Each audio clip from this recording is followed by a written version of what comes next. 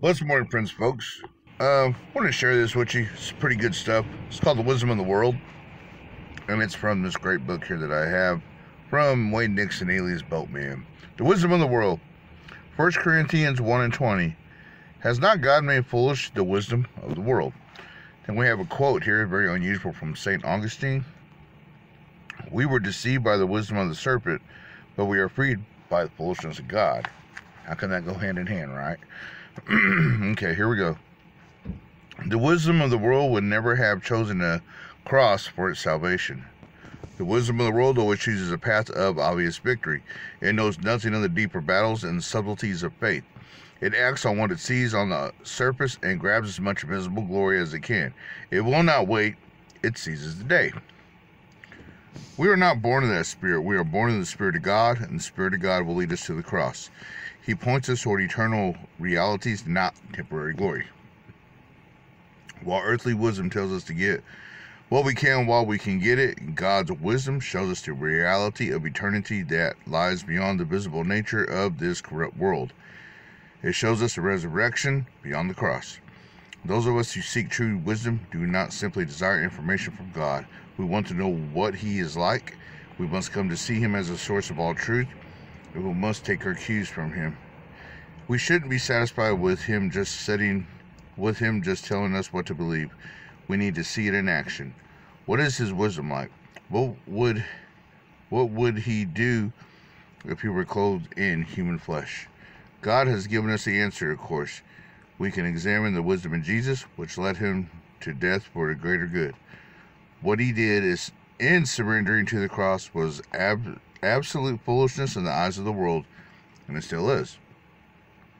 But we can see beyond the cross if we are wise, and based on what we see, we can walk toward it with confidence. The first lesson of wisdom from the cross is this: never exchange eternal glory for temporary gain.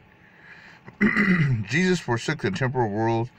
He knew the eternal, but the world will always urge us to seek a superficial victory today. Don't! It's a foolish world, and God has shamed it. See what God has done, learn the wisdom of the cross, and embrace it. And the wisdom's definition is this: the quality of having experience, knowledge, and good judgment.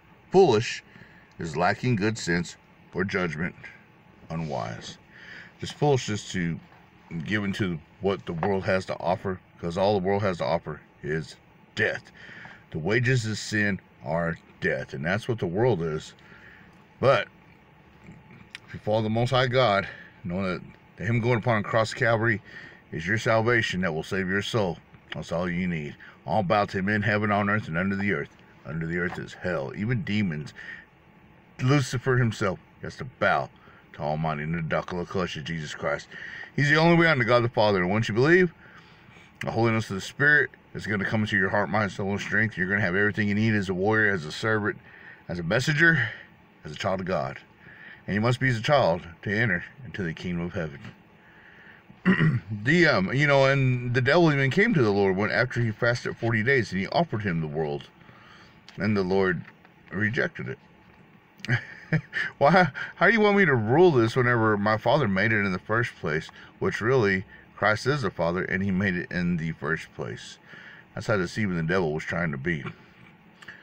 But pretty good stuff. It's like I can't see my wife. I can't see her home, but I know that she's there. I can't see God, but I know that He's there. January 5th, 2008, when I surrendered, this is when I start finding these things out. Right over here in the Comanche County jail cell, I got on my knees and I cried out. And I felt the pain of 22 years of partying and blaming my partying on my mom's death in 1981, on my favorite aunts, uncles, and friends, and cousins, blaming it on that. All that it came off of my shoulders like a great weight. And my tears dropped. And when my tears dropped, I felt free even though I was in jail. And then from there, I went to Lighthouse Pentecost Church right over here for Rogers Lane. I went to the altar call, took it a step further. I went to a different church, the Birch Church, like in October of that year, and I got baptized. And I have not been the same since. It's always been an elevation, learning more about the Lord's wisdom as I go along, because people need to be pulled out of the darkness. But they need to be pulled up by their own effort, because if you do it for them, it's not going to last very long. But you don't belong to the world. You belong to the Lord. You're blessed in your own journey.